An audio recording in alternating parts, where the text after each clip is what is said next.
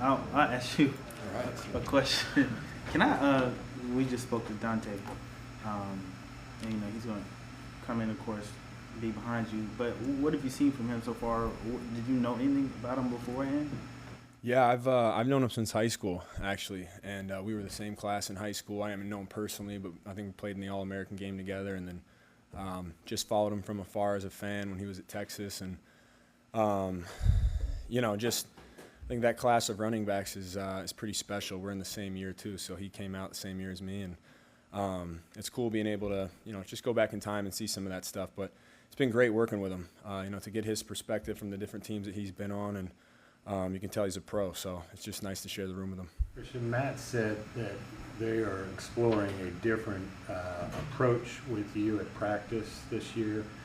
He didn't go into great detail, assuming that, I don't know what it means, smarter approach, whatever. Is that something they've discussed with you, and you kind of like the way that's heading?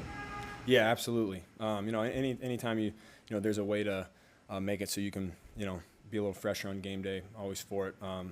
But we have such a good staff, and obviously Coach Rule's on top of it, and just coming out with a good plan that we know. And plans always change, but just open door of communication has been great, and don't want to overthink it, but it's just been nice, looking at the different avenues to just make sure I'm ready to roll for each game.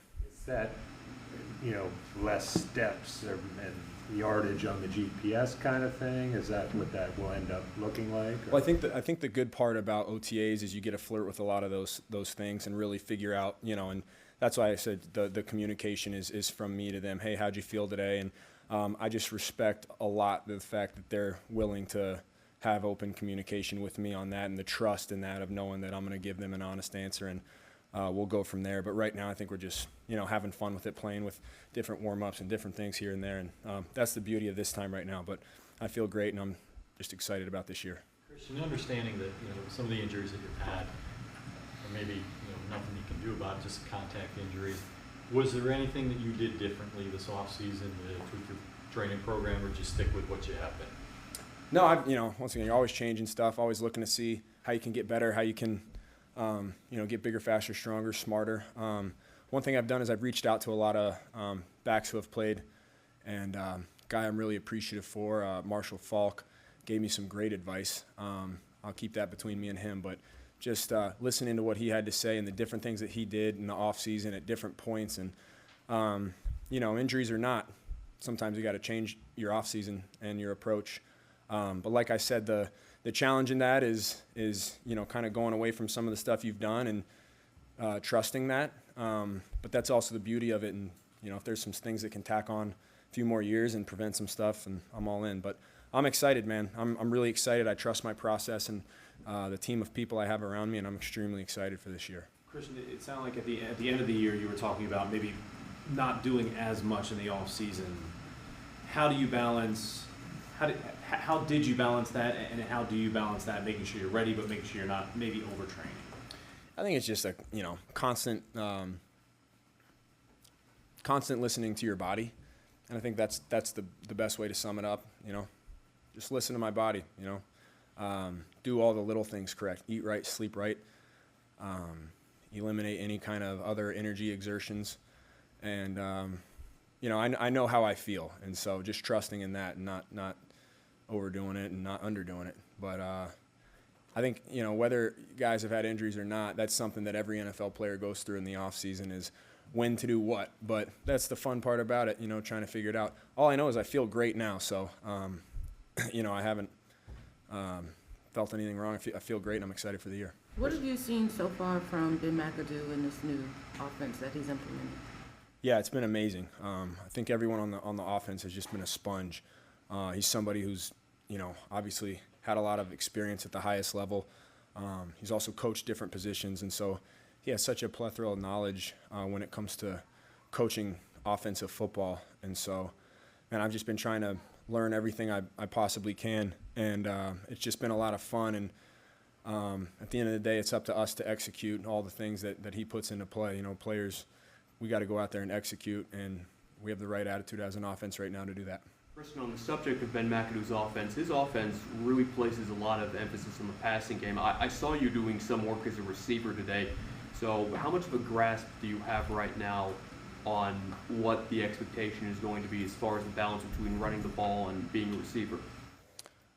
You know, right now I'm just focused on meetings and practice tomorrow and watching the tape today. You know, we're in day 2 of true OTAs, so that'll all happen as it comes. But whatever they tell me to do, I'm going to do.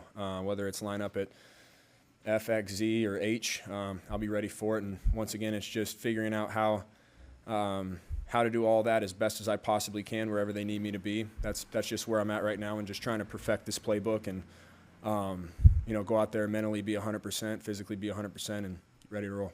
Did you seek out Marshall's advice in part because was such a similar player and kind of style as you?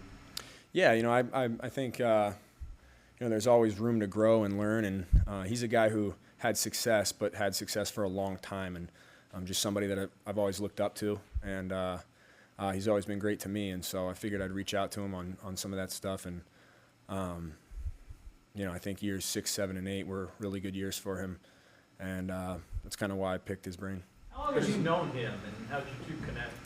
I just reached out. I haven't. I'd met him through the grapevine a little bit, but nothing.